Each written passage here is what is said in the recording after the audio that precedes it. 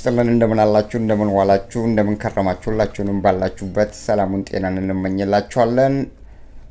የኢንዲያው ጠቅላይ ሚኒስቴር የህንዱ ጠቅላይ ሚኒስቴር ናሬንድራ ሞዲ ናቸው። ምን አሉ? Indian soldiers fought alongside Ethiopians for the liberation of Ethiopia in 1941. ውድ አድማጭ ተከታታዮቻችን ናሬንድራ ሞዲ ምንድን ነው ያሉት? የኢትዮጵያን ወታደሮች ለማገዝ የህንድ ወታደሮች በአንድ ወቅት ላይ በ1940 እስከ 41 አካባቢ ላይ የኢትዮጵያ ወታደሮች ጎን ተሰልፈው ኢትዮጵያን አግዘዋል። ከጣሊያኑ ፋሺስት አገዛዝ ለማላቀቅ ያደረጉት ተጋድሎ ታሪክም ያውቀዋል እኛም እናውቀዋለን ብለዋል። ውድ አድማጭ ተከታታዮቻችን መረጃዎች የሚያሳዩትን ነገሮችን ነው ዛሬ መረጃዎች አብይ አህመድ ለምንድን ነው ከጠቅላይ ሚኒስቴሩ ናሬንድራ ሞዲ ጋር ግንኙነት የፈጠሩት? የትስ ተገናኙ? ኤዥያ፣ አፍሪካ ግንኙነታቸው ምን ላይ ያተኮረ ነው የሚለውን ነገር እናያለን። መጀመሪያ የህንድና የኢትዮጵያን ግንኙነት ለመቃኘት ምን ትስስር ነበራቸው? ሁለቱ ሀገሮች ጥንት ታሪክ አላቸው። የሁለቱ ሀገር ትስስር ማለትም የ2000 ዓመት ኢራ ዘመን ያስቆጠረ ግንኙነት ነው ያላቸው። ማለትም በዛን ወቅት ላይ እነዚህ የህንድ ዜጎች ወደ ኢትዮጵያ ቀይ ባህር አካባቢ ይመጡና ኢትዮጵያ ላይ እቃቸውን ይሸጡ ነበረ። ወርቅ፣ ጥጥ፣ የዝሆን ጥርስ የመሳሰሉትን አምጥተው ለኢትዮጵያ ህዝቦች ይሸጡ ነበር። ከዛም የሚበልጥ ግን ሁለቱ ሀገራት የሁለቱ ህዝቦች ልምድን ይቀያየሩ ነበር። የኑሮ ሁኔታ እንዴት ነው? ሰላም ነው ወይ? በወቅቱ ያለውን ሁኔታ እርስ በርሳቸው ልምድ ይለዋወጡ ነበር ማለት ነው። እና ያ ታሪክ አለ። ታዲያ ይሄንን ሲያደርጉ በነበረበት ወቅት ላይ በዛን ወቅት ላይ ብሪቴን እንግሊዝ ራሷን የምታስተዋውቅበትና ራሷን ይፋ የምታደርግበት ወቅት ላይ ነበረ። ይህን ወቅት የህንድና የኢትዮጵያ ህዝቦች መካከል ያለው ትስስር በጣም ጥብቅ ጊዜ ነበር።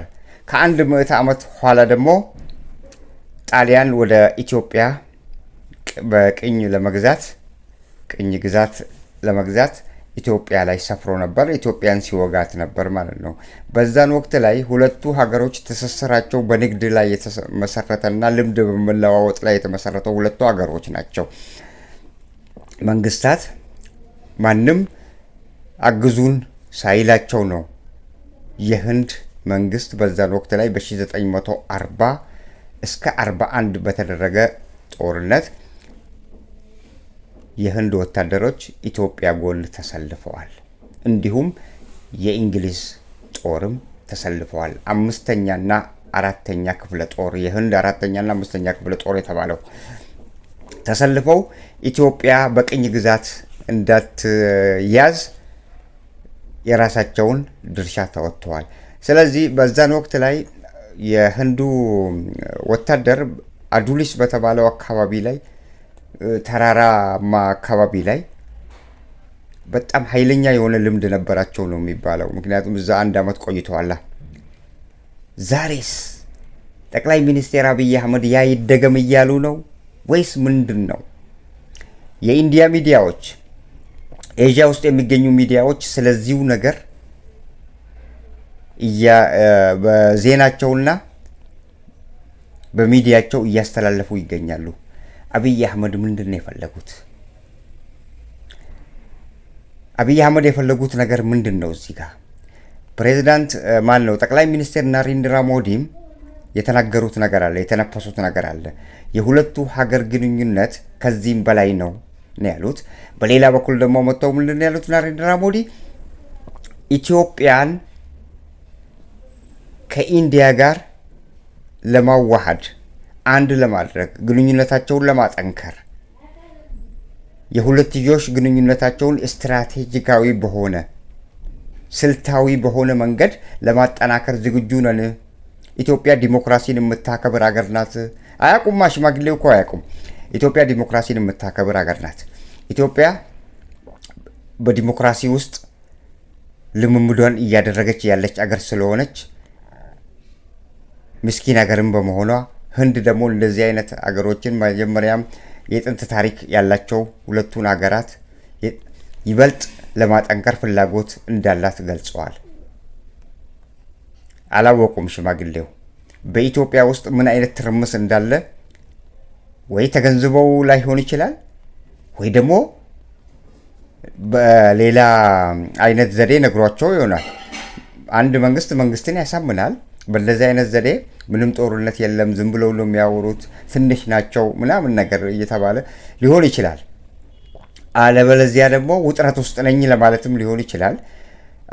ታዲያ ሚዲያዎች አሁን ላይ እያናፈሱ የሚገኙት የሁለቱ ግንኙነቶች ሰላማዊ አይደለም እየተባለ ነው። ኢንዲያ ታይምስም እንደዛ ነው የዘገበው።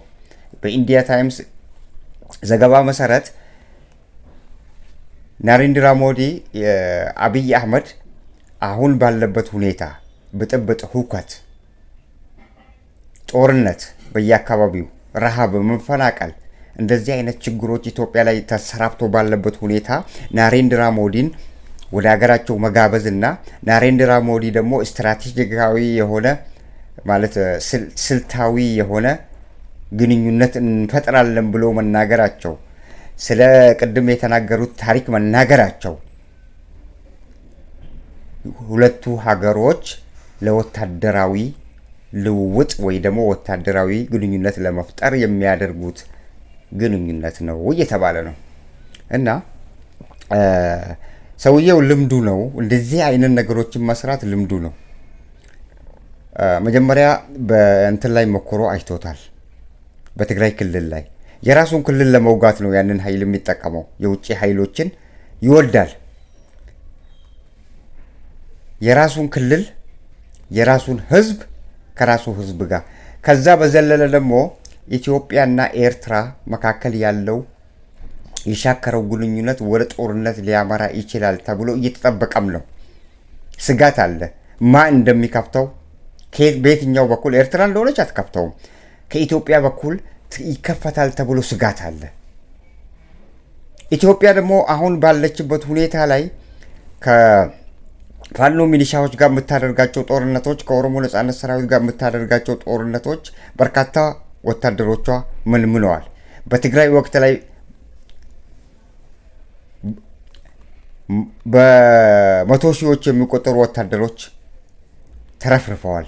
አሁን ላይ ያለው ወታደር ዝቅተኛ ነው ያላት። መሳሪያ እጥረትም አለባት ኢትዮጵያ። ምክንያቱም በርካታ ወታደሮች ሲማረኩ አስረክበው ነው የሚመለሱት። የኢትዮጵያ ኢኮኖሚም በወታደራዊ እዝ ላይ እየዋለ ነው። በመከላከያው ላይ እያወሉት ይገኛሉ። ስለዚህ የሀገሪቱ ኢኮኖሚም ዳሽቋል። አሁን በዚህ ወቅት ላይ ምን ማድረግ አለበት? ሆነ ብሎ ነው ሰውየው አጥንቶ ብሪክስ የተባለውን እስቲ መጀመሪያ ብሪክስ ማንን ቆይ መጀመሪያ 2024 ላይ ነው ብሪክስ የተባለውን እንትን የተቀላቀለው አብይ አህመድ። ለምንድን ነው የተቀላቀለው? እዛ ውስጥ እነማን አሉ የሚለውን እስቲ መጀመሪያ እና አሁን እዚህ ላይ እንደምናየው ብሪክስ ነው አሁን የሚባለው። መጀመሪያ እንዲህ ነበረ፣ ብሪክ ተብሎ ነበር የሚጠራው። ቢ ማለት ብራዚል ነች፣ አር ማለት ሩሲያ ነች፣ አይ ማለት ኢንዲያ ነች፣ ሲ ማለት ቻይና ነች። እነዚህ ሀገሮች ናቸው ባለስልጣናቱ ጥምረት የፈጠሩት። መጀመሪያ ማን ነው ይህን ሀሳብ ያነሳው? ሀሳቡን ያነሳው የሩሲያ በወቅቱ የሩሲያ ጠቅላይ ሚኒስቴር ነበር። ይህን ነገር ሀሳቡን አንስተው በዛ ምክንያት ተስማምተው ብራዚል፣ ሩሲያ፣ ኢንዲያና ቻይና አባል ሆነው የመጀመሪያውን ስብሰባቸው በሩሲያ ላይ ያካሄዱት። ከዛ ኋላ ሌሎች አገሮች መምጣት ጀመሩ። አሁን ብሪክስ 4 ሆኖ አይደለም፣ 4ቶቹ ናቸው መጀመሪያ። ከአፍሪካም አንድ አገር እንፈልግ ተባባሉና ከአፍሪካ ውስጥ ሲፈልጉ ትልቋ የምትባለዋ ደቡብ አፍሪካ ስለሆነች ደቡብ አፍሪካን ውስጣቸው አስገቡ። ከዛ በኋላ ብሪክ የተባለው ብሪክስ ሆነ ማለት ነው። ያውና አመጣ ነው። እዚህ ላይ እንደምትመለከቱት አሁን ብሪቴን ነች፣ ማነች? ብራዚል ነች የመጀመሪያዋ፣ አር ሩሲያ ነች፣ አይ ኢንዲያ ነች፣ ሲ ቻይና ነች። ከዛ በኋላ ሳውዝ አፍሪካ መጣች። ሳውዝ አፍሪካ ደግሞ ስትመጣ ብሪክስ ተባለ። ብሪክስ ከተባለ በኋላ ሌሎች አገሮች መምጣት ጀመሩ። እነ ግብፅ፣ እነ ኢትዮጵያ በ2024 ለዛውም 2024 ላይ ኢትዮጵያ፣ ኢጂፕት፣ ዩናይትድ አረብ ኤሚሬት እና ሌሎችም መምጣት ሲጀምሩ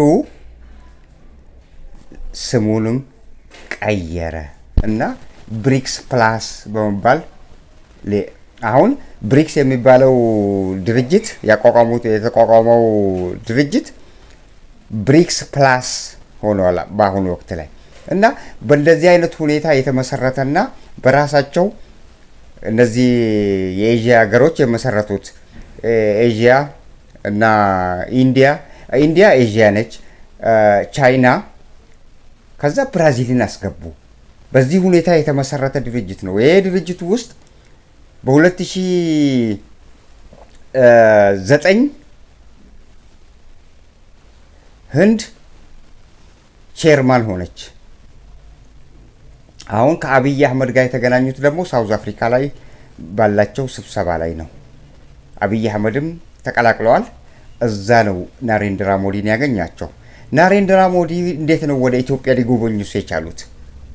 ናሬንድራ ሞዲ ጆርዳንን ለመጎብኘትና ሌሎች 2 አገሮችን ለመጎብኘት ብለው ነው ከሀገራቸው የተነሱት።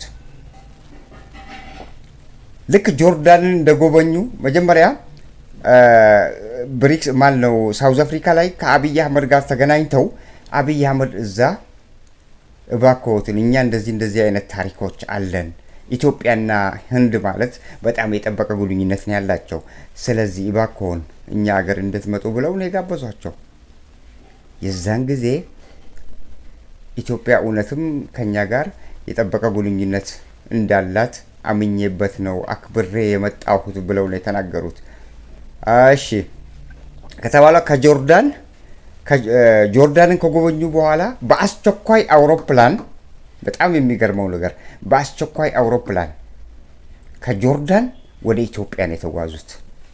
ሶስተኛው ሀገር ያው ከኢትዮጵያ መልስ ሊሄዱ ይችላሉ። ሁለተኛውን ኢትዮጵያ አድርገው ማለት ነው። ለዛውም በአስቸኳይ አውሮፕላን ነው የተባለው። ለምን አስፈለገ? ሰውየው አንድ ጥቅም ሲፈልግ ሆይ ሆይ ያረጋል። ልክ አሁንማ እኮ ተነቃባቸው። ለክቡር ፕሬዝዳንት ኢሳያስ አፈወርቂ ወርቅ ያጠለቀላቸው። ለዚህኛው ናሬንድራ ሞዲ ግን በአገራችን ታላቅ ክብር የሚሰጠው ትልቅ ክብር የሚሰጠው ኒሻን ሜዳሊያ ነው ያጠለቀላቸው። ያ ነው የዓለምን ሕዝብ እያነጋገረም የሚገኘው። የህንድ ዜና አውታሮችና የህንድ ሚዲያዎች ይህንን እያራገቡት የሚገኙበት ሁኔታ ላይ ነው ያለ ነው።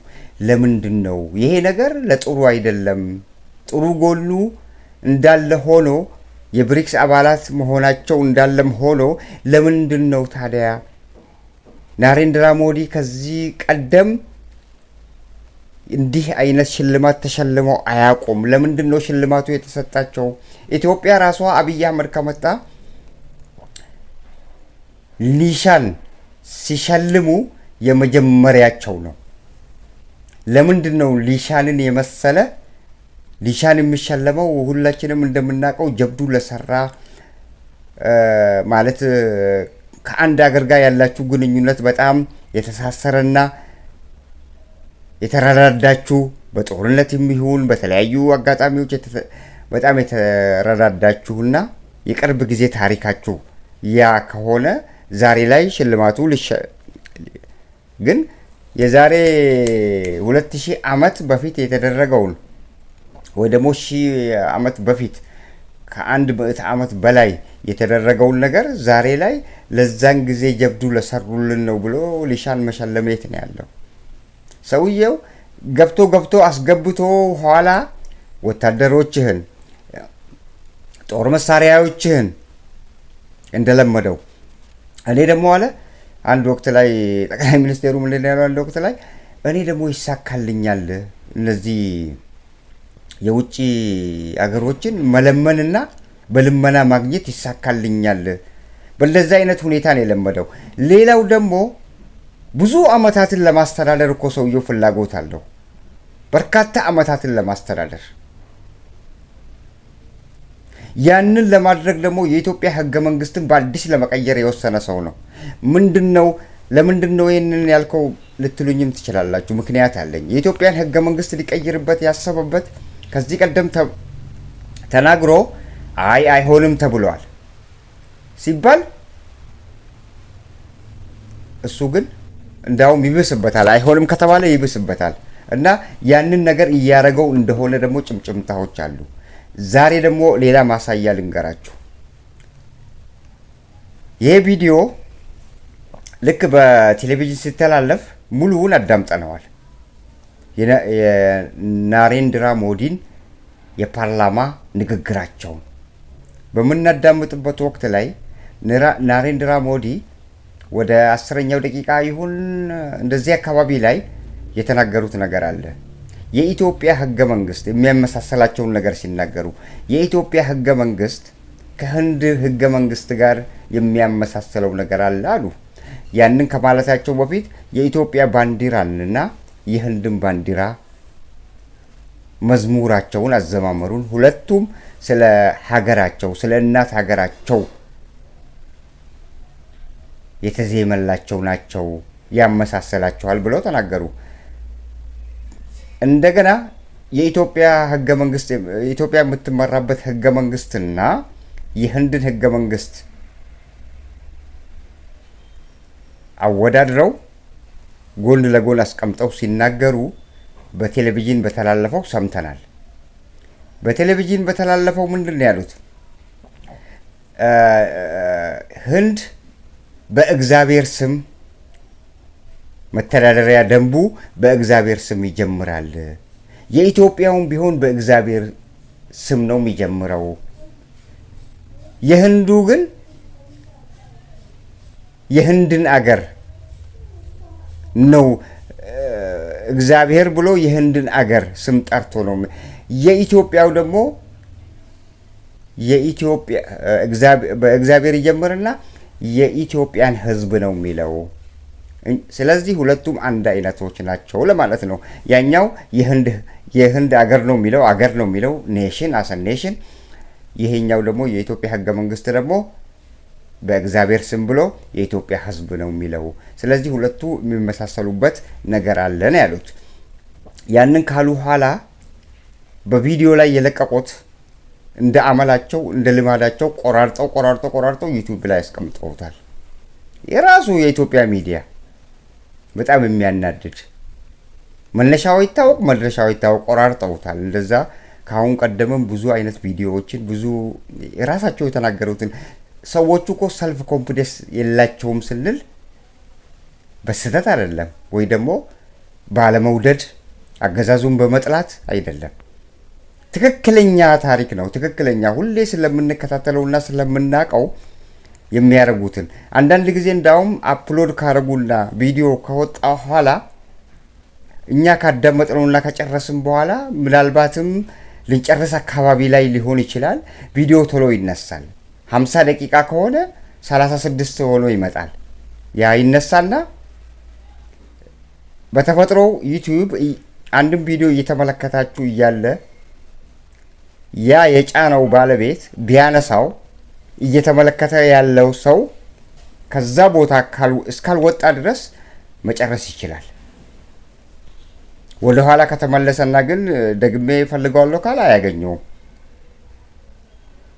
እና እያዳመጥን አንዳንድ ጊዜ ያነሱታል እየተከታተል ነው ከዛ በኋላ ጨርሰን እስቲ አርገን እንከታተለው ስንል የለም ምንድነው ኢረር ይላል ከዛ ቪዲዮው የለም ተነስቷል ምንድነው የሚለው ቪዲዮ is removed by users ይላል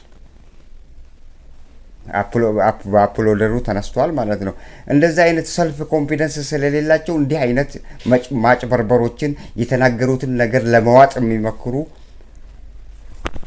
እንትን የሌላቸው ምንም አይነት ማለት አንድ ወጥ አቋም የሌላቸው አቋማቸው የሚዋዥቅ በራሳቸው የማይተማመኑ ሰልፍ ኮንፊደንሳቸው ዜሮ የሆነ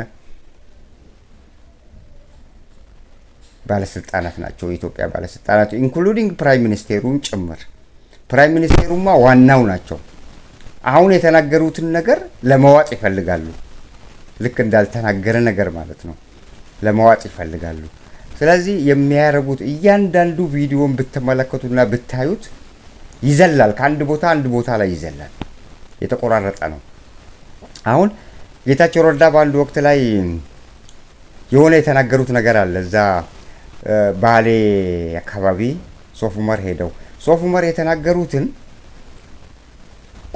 ቆራርጠው ለካንስ እኛ አይተነዋል እኛ በቴሌቪዥን አይተነዋል ቆራርጠው እንትን ላይ ያወጡት ከዛ ሲያዩ ደነገጠ ምንድነው እኔ እኮ የተናገርኩት የለም ነው ያለው ምክንያቱም ከመሃል አንድ ነገር ሲወጣ ሁለቱን ስታገናኘው ሌላ ነገር ነው የሚሆነው ለዚሁ ስራ ሆነ ተብሎ ሚዲያ ውስጥ እየተቀመጠ አለ ኢትዮጵያ ሚዲያ ውስጥ እና ለማንኛውም ይሄን ታሪክ እንዝጋውና እንደዛ አይነት ሲስተሞችን ስለሚያደርጉ የኢትዮጵያ መንግስት ፕሪያምብሉ ላይ መግቢያው ላይ ህገ መንግስቱ ላይ በእግዚአብሔር ያቺን ኢትዮጵያ የምትለውን ቆርጠው አውጥተዋታል ምክንያቱም ይሄ የታቀደው የኢትዮጵያ ህገ መንግስትን ለመቀየር ሰውየው ሽርጉድ እያለ ነው ንጉሳዊ አስተዳደርን ለመትከል ኢትዮጵያ ላይ ምን ያህል ዘመን መቆየት እንደሚፈልግ እሱና እግዚአብሔር ያውቁታል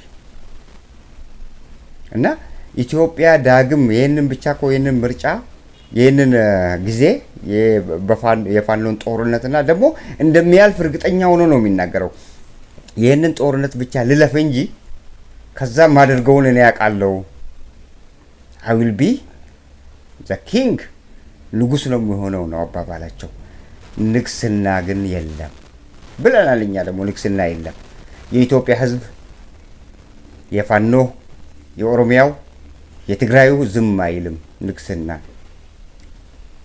ማደባለቅ እንትን ማለት ነው እና ንግስናን የሚፈልግ ሰው የለም አሁን ዘመኑ የሰለጠነ ዘመን ነው የተማረ ኃይል ነው ከልጅ ልጅ የሚተላለፍ በዘር የሚተላለፍ ንግስና ሳይሆን የሚፈልገው የሰለጠነ ዘመን የተማረ ጭንቅላት ያለው አገርን መምራት የሚችል አገርን ይዞ ተሸክሞ ሊሄድ የሚችል ህዝብ የሚያምንበት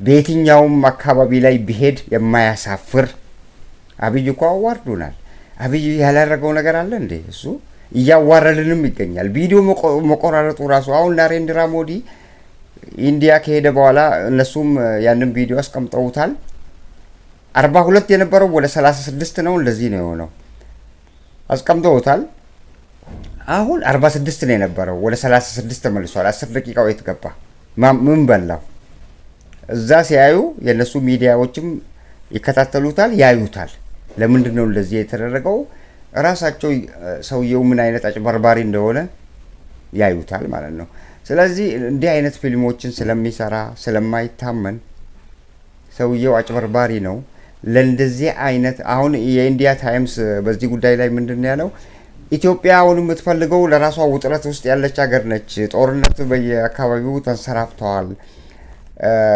በሌላ በኩል ደግሞ ህዝብ በየቦታው ይገደልባታል ኢትዮጵያ ማለት ሰላም ርቋታል በዚህ ወቅት ላይ የሚያስፈልጋት ወታደራዊ ኃይልና የጦር መሳሪያ እገዛ ነው የምትፈልገው ባጀቱን በትግራይ ጦርነት ወቅት ላይ አድቅቀዋለች ከአይኤምኤፍ የተበደረችውን ብድር መክፈል አቅቷታል የዓለም ሚዲያዎች ያቆታል ይህንን ሁሉ ማድረግ ተስኗት በመከራ ላይ የምትገኝ ሀገር ነች ስለዚህ ኢንዲያ ላይ ተለጥፋ ከህንድ የጦር መሳሪያዎችን ወታደሮችን ልክ እንደለመዱት ማለት ከዚህ ቀደም የተደረገው በራሳቸው ጊዜ ነው የህንድ ወታደሮች ኢትዮጵያን ለማገዝ የመጡት። አሁን ግን ናሬንድራ ሞዲ በአፋቸው ነው የተናገሩት። ምንድን ነው ያሉት? ስልታዊ የሆነ ግንኙነት ነው የምንፈጥረው። ይቺ ስልታዊ ግንኙነት የተባለች ነች ለህንድ ሚዲያዎች ራስ ምታት የሆነችባቸው እና በእንደዛ አይነት ሁኔታ ናሬንድራ ሞዲ ተለጥፈው አገሪቷን የበለጠ ጦርነት ውስጥ ለማስገባት ከኤርትራ ጋር ሌላ ጦርነት ለመጀመር ሐሳባቸው እንደዛ አይነት አካሄድ ነው። ንቃ የኤርትራ መንግስት ንቁ ነው እሱ ምንም በኤርትራ መንግስት በኩል ምንም ጥርጥር የለውም ነቅቶ ይጠብቃል። ግን የውጪ ኃይልን ለምን ይፈልጋል እሱ? ይሄኮ የጥንት ዘመን ላይ በጥንት ዘመን ላይ ሁለተኛ ዓለም ጦርነት አንደኛ ዓለም ጦርነት በሚደረግበት ወቅት ላይ እርስ በርሳቸው አገሮች ስለተዋጉ ነው አንዱ አንዱን እያገዘ ጦርነቱ የተካሄደው። አሁን ላይ በሰላም ከኖርክ ማንም ጎረቤትህም አይነካህም። ከማን ጋር ነው ጦርነት የምታደርገው? እኛ ጦርነት ኢትዮጵያ በጦርነት እየታመሰች ያለችው እኮ በውስጥ ችግር ነው እኮ በውስጥ ችግር በራሷ ህዝብ እኮ ነው ጦርነት የገባ ነው። መንግስት ከራሱ ህዝብ ጋር እኮ ነው ውጊያ የጀመረው እንጂ ከጎረቤት ሀገር ጋር አይደለም።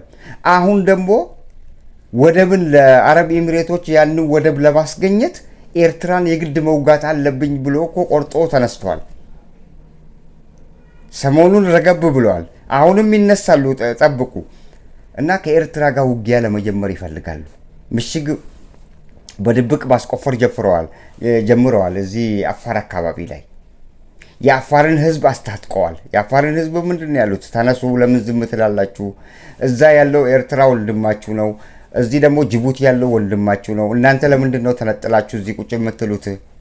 አንድ ናችሁ። ስለዚህ ግዛታችሁን አስፋፉ፣ ታጠቁና አንድ ሁኑ እና መንግስትን ውጉ እኮ ነው። በኤርትራ በኩል ያለውንም ኤርትራን እንዲወጋ፣ በጅቡቲ በኩል ያለውም ጅቡቲን እንዲወጋ እንደዛ አይነት ማለት አንድ ትክክለኛ አእምሮ ያለው ሰው እንዲህ አይነት ነገር ኤርትራ ውስጥ ያለ ህዝብ የአፋር ህዝብ ኤርትራዊ ነው እንጂ ኢትዮጵያዊ ነው። ጅቡቲ ውስጥ ያለው አፋር ጅቡቲያዊ ነው እንጂ እንዴት ኢትዮጵያዊ ሊሆን ይችላል? አፋር ናቸው። አዎ አንሲስተራቸው አንድ ነው፣ ሀረጋቸው አንድ ነው። ታዲያ የአፋሩም የጅቡቲ ያለውም በጅቡቲ አካል ነው የሚጠራው። ዜግነቱ ጅቡቲያዊ ነው። ዛሬ መጥቶ እንዴት ኢትዮጵያዊ ሊሆን ይችላል? ኢትዮጵያዊ መሆንም አይፈልጉትም እንጂ እንደዚህ አይነት ሲስተሞችን ለመጫወት ይፈልጋል። አሁን የዚህ የናሬንድራ ሞዲ ትልቁ እሱ የሚፈልገው ከናሬንድራ ሞዲ ወታደራዊ ኃይል የያኔው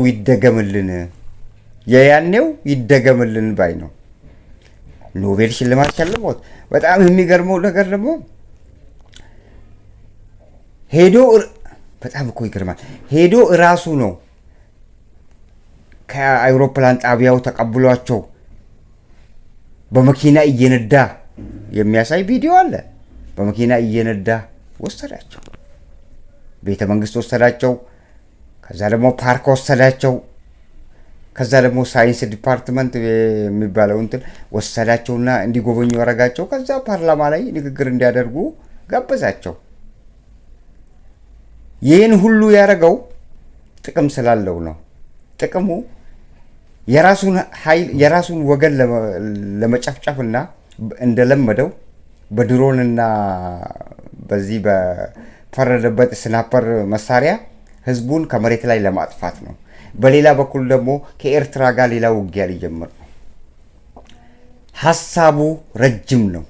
ዓላማው ትልቅ ነው። ተስፈኛ ነው። ሰው የሚለውን አይሰማም። ጦርነት ምን እንደሚያስከትል አልገባውም። ጦርነትን አይቻለው ጠግቤያለው ይላል እንጂ ስለ ጦርነት አብይ አህመድ ምንም የሚያውቀው ነገር የለም። አንድ ቀን ተኩሶ አያውቅም። እዚህ ጋር ቢተኮስ ይሮጣል። አንድ ቀን ተኩሶ አያውቅም አብይ አህመድ። መገናኛ ይዞ ነው ኦፕሬተርነት የሚሰራው ተደብቆ፣ ለዛውም ጢሻ ስር ጥይት እንዳይመታው እና አንድ ጊዜ ተኩሶ የማያውቀው ሰውዬ እንደ ጉድ ያወራል ደግሞ ስለ ጦርነት። ተከታታዮቻችን የአብይ አህመድ ስርዓት እየተበላሸ መምጣቱን የተገነዘቡ ኢትዮጵያውያን እነዚህ ምሁራን፣ የፖለቲካ ፓርቲዎች አመራሮቹ፣ ልሂቃን በርካታ ሙከራዎችን አድርገዋል። ከአማራው እስከ ኦሮሞ እስከ ጋምቤላው እስከ ሶማሌው ሁሉም በቻሉት አቅም ለእሳቸው የሚሆን ተብሎ በርካታ ንግግሮችን አድርገዋል። በርካታ ፖለቲካዊ የሆነ ቃለ መጠይቆችን አድርገዋል። እነ ልደቱ አያሌውና ሌሎችም በርካቶች ናቸው አድርገዋል። ሰውየው የሚመለስበትን ዘዴ ለመቀየስ ሲባል በርካታ ቃለ መጠይቆች ተደርገዋል። ሰውየው ግን የሚመለስ አይደለም። እንደ ምክርም ያስቀምጠው አሉ። እንደ ምክርም ሰልችቷቸው ዝም ያሉም አሉ አሁን ድረስ እና ሰውየው ወደ ሰላም የሚመለስ ሀሳብም የለውም። አፈጣጠሩ ራሱ እሱ አገር የምትተዳደረው ሁከት ሲኖር እንደሚመስለው እርግጠኛ ነኝ። ሁከት ከሌለ አገር የምትተዳደር አይመስለውም። በሁከት ውስጥ እድሜ የሚራዘም ይመስለዋል። ግን አንድ ቀን አሽቀንጥረው መጣል ብቻ አይደለም፣ ቤተ መንግስት ድረስ ገብተውለት ድራሽ አባቱን ሊያጠፉት ይችላሉ። እሱ አያውቅም። ጎሪላ ፋይተር ማለት ከባድ ነው። ስንቶቹ የአፍሪካ መሪዎች እኮ ስንቶቹ ቤተ መንግስት ድረስ ተገብቶላቸው እዛው የተገደሉ አሉ እኮ ስንቶቹ። በስሩ ያሉት ባለስልጣናት እየላሉ ነው። አሁን ሹክቻ አለ በመሃላቸው። እርስ በርሳቸው መተማመን የለም። እርስ በርሳቸው እንዲህ በጎሪጥ አይን እየተያዩ ነው። እሱ ነው እንደዚህ የሚያደርጋቸው። ለአንዱ ይሄንን ይነግራል፣ ለሌላው ሌላ ነገር ይነግራል። ሁለቱ በጎሪጥ እንድትያዩ ያደርጋቸዋል። ያ ደግሞ እድሜውን የሚያራዝም ነገር እየመሰለው ነው። እርስ በርሳቸው እንዲህ አይነት መነቋቀርና እርስ በርሳቸው እንዲህ መፈራራት ደረጃ ላይ ከደረሱ ስምምነት በመሃላቸው አይኖርም። ስምምነት ካለ ደግሞ እኔን ያስወግዱኛል ብሎ ነው የሚፈራው እሱ አይደለም። እንዲህ አይነት ነገር ሲመጣ እንዳውም እርስ በርሳቸው እየተገፋፉ ለውጪ ላለው ኃይል ውጪ ላለው ሰራዊት እድል ይሰጡትና ሰራዊቱ ገብቶ ጉድ ይሰራቸዋል። በቀላሉ በራሳቸው ወጥመድና መረብም እያዘጋጁ ያሉበት ሁኔታ ነው እያሳዩ እያንጸባረቁ የሚገኙት። አገር ሞተች በተባለችበት ወቅት ላይ፣ ህዝብ አለቅን በሚልበት ወቅት ላይ እንዴትስ እሱ ከኤዥያ ናሬንድራ ሞዲ ጋር እንዲህ አይነት ግንኙነት አድርጎ ሊሻን አጥብቆ ለኢትዮጵያ ህዝብ ይፋ አድርጎ ያሳያል? ወንድሞች እስቲ እራሷ አገሪቷ ተበጥብጣ ህዝብ እያለቀ በድሮን እየተጨፈጨፈ ህዝብ ንብረት እየወደመ ወታደሮች እያለቁ ያሉበት ሁኔታ ላይ በምንስ እኔ እንዴትስ ጭንቅላቱ እንደሚችል እኔ እንጃ። እውነቴን ነው የምላችሁ። በጣም ጨካኝና አረመኔ፣ ለሰው መሞት ምንም ቅንጣት ያህል የማይሰማው ሰው መሆኑን አይተነዋል። በተደጋጋሚ እያየነው ነው። ስለዚህ ይሄንን አሽቀንጥሮ መጣል የግድ ነው። አሽቀንጥሮ ለመጣል ደግሞ በሰላማዊ መንገድ አይቻልም። እነ ልደቱ አያሌው ያሉት ነገር አይሳካም። አንዳርጋቸው ጽጌ፣ ሁሉም እነ ጀዋር ሁሉም ያሉት ነገር አይሳካም።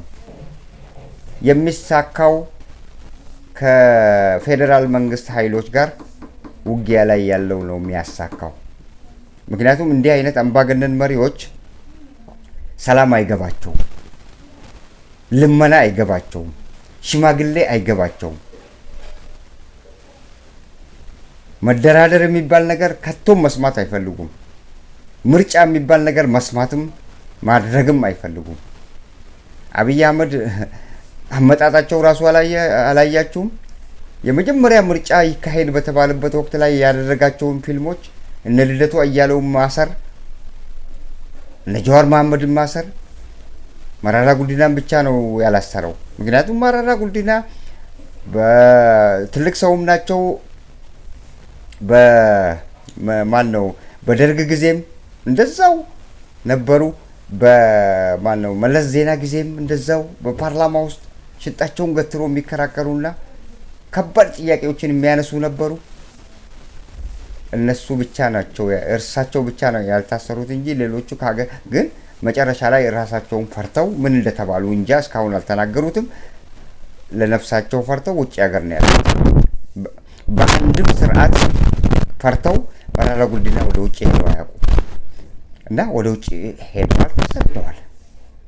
ሰውየው በጣም ፊልሙ በጣም የሚያስፈራና ታክቲኩ በጣም አንዳንድ ጊዜማ ልክ እነዚህ ማለት አምባገነን መሪዎች ያደርጉታል የሚባለው በቤተ መንግስት ውስጥ ሰውን ማስወገድ እንደዛ አይነት ተግባሮችን በርካቶችን ሰርተዋል።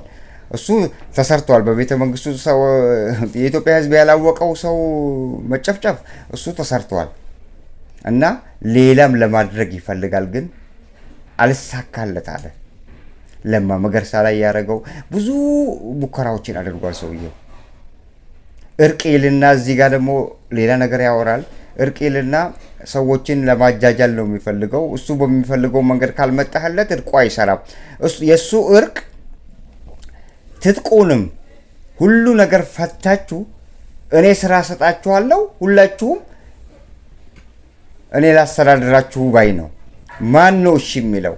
የተሸወዱት እንደዛ ያው አዲስ አበባ ላይ ጉድ እየተሰሩ ነው እና ማንም ያንን የሚፈልግ የለም። ለህዝብ የሚታገል አንድ ሰራዊት እንዴትስ ለራሱ ለከርሱ ለሆዱ ብሎ አብይ የሚለውን ነገር እሺ ብሎ አዲስ አበባ ቁጭ ብሎ ስራ የሚሰራው ለቤተሰቡ ነው እንደ እሱ ጫካ የገባው ለመላው ለህዝቡ አይደል እንዴ? ስለዚህ ሰውየው ያንን አያውቅም። ለሆዳቸው የሚገዙትን ምናምን ጥሩ ነው የሚባሉትን ያው አዲስ አበባ ነው ያሉት፣ እንደፈለጋቸው እየነዳቸው ነው። በራሳቸው ሀሳብና በራሳቸው አካሄድ በራሳቸው መንገድ መሄድ አይችሉም አንዳቸውም። ከዳንኤል ክብረትም ጭምር ዳንኤል ክብረትም መንቀሳቀስ አይችልም። እስረኛ ሆነዋል። ጥሩ ኑሮ እየኖረ ይመስላል እንጂ እስረኛ ነው እሱ ነው። ይህንን ተናገር በተባለበት ወቅት ላይ ወጥቶ የተሰጠውን አጀንዳ ብቻ ላይ ትኩረት አድርጎ ከአጀንዳው ሳይወጣ ከተጻፈለት ሳይወጣ የሚጻፍልና የምታነበው ከፊት ለፊት እንደዚህ ቁጭ ይላል። ከዛ ከግድግዳ ላይ እያነበብኩ ነው የምትናገረው። በትልቅ ስክሪን ተጽፎልህ እሱ ጽፎ ያዘጋጀው ነገር ብቻ ነው እንዲነበብ የሚደረገው። ስለዚህ እንደዚህ አይነት በአንድ ዲክታተር እውነት እኔ ቢሆን አጠፋው ነበር እኔ ራሴ ምክንያቱም እኔም ብቻ አይደለም ያዳንኩት፣ እሱም ባጠፋው እኔም ብቻ አይደለም ማድነው መላ 130 ሚሊዮን ህዝብን ነው ያዳንኩት። ምክንያቱም ቀሪ ከሚመጣው አሁን ያለቀውን እንተው ለወደፊት የሚያልቀው ብዛቱ ምን ያህል ነው ብለን እንገምታለን። በ7 ዓመት ይሄን ከ1 ሚሊዮን በላይ ሰው ካለቀ 1 ዓመት 2 ዓመት ቢጨምር ምን ያህል ሰው ያልቃል? አሁንም እያለቀ ነው።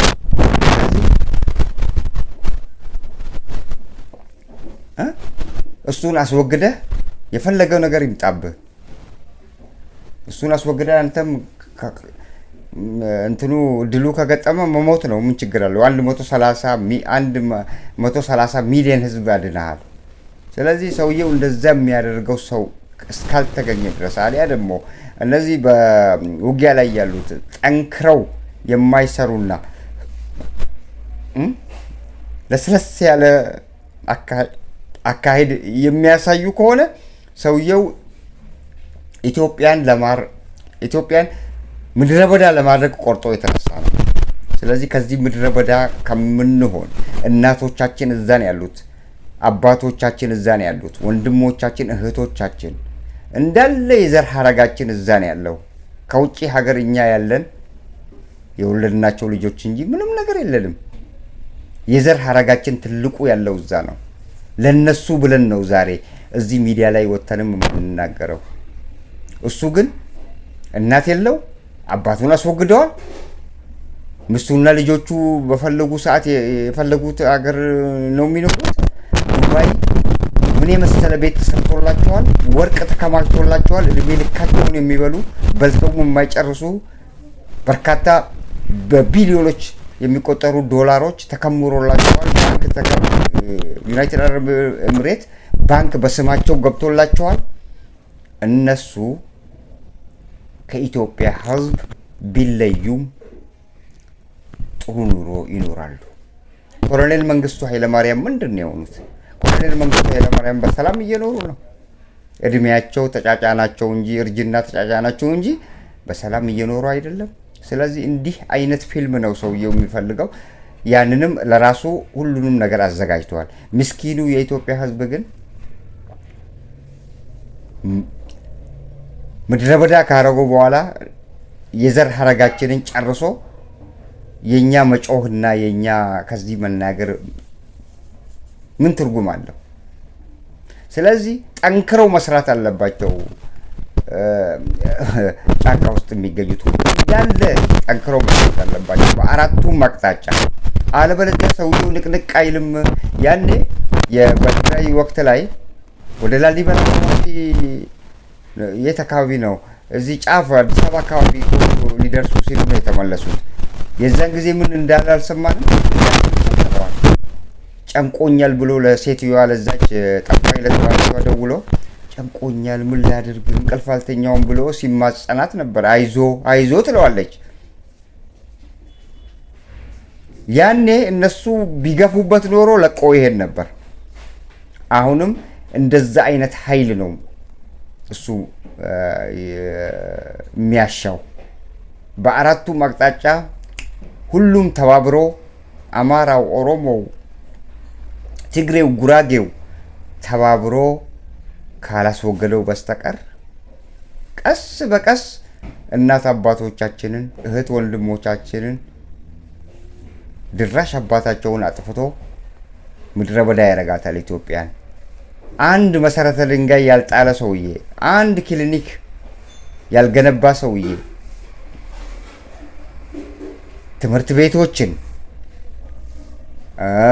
ጤና ኬላዎችን፣ ሆስፒታሎችን በስንት ቢሊዮን ዶላር የተገነቡ ሆስፒታሎች በተለይ በመቀሌ የሚገኘው አማራ ክልል የሚገኘው አውድሟቸዋል በድሮን። ለራሱ ግን አንድ ጤና ጣቢያ እኮ አንድ ሲንግል ጤና ጣቢያ ሰርቶ አያውቅም። ጤና ጣቢያ መሰራት የጀመረው በኢትዮጵያ ታሪክ በደንብ መሰራት የጀመረው በመንግስቱ ኃይለማርያም ወቅት ነበር። ትምህርት ቤትም እንደዛው። ከዛ ደግሞ ኢህአዴግ በገባ ጊዜ ደግሞ በርካታ ዩኒቨርሲቲዎችም ተሰሩ፣ ጤና ኬላዎች ተሰሩ። በየገጠሩ ሁሉ ያልተሰራበት አካባቢ የለም። ዛሬ የኢትዮጵያ ሕዝብ ገጠር አካባቢ የሚኖረው ለከፍተኛ ሕክምና ካልሆነ በስተቀር በአቅራቢያው ነው የሚያገኘው። ክሊኒኩም አለ፣ ፋርማሲው አለ፣ ጤና ኬላው አለ፣ ትምህርት ቤቱ ተሰርቶላቸዋል። ተንደላቆ ነው የሚኖረው ሕዝብ። ግን አብይ አህመድ ያ ራሱ የተሰራውን መጥቶ በድሮን መሰረተ ልማቶችን አውድሟቸዋል። እንደዚህ አይነት መሪ እድሜ ብንሰጠው እድሜ ባገኘ ቁጥር የበለጠ መጥፎ ነገር እየሰራ ነው የሚሄደው። ስለዚህ ውድ አድማጭ ተከታታዮቻችን ለዛሬ ያሉን ፕሮግራሞች ይህንን ይመስላሉ። ስለተከታተላችሁን እጅጉን እናመሰግናችኋለን። ቸር ያገናኘን።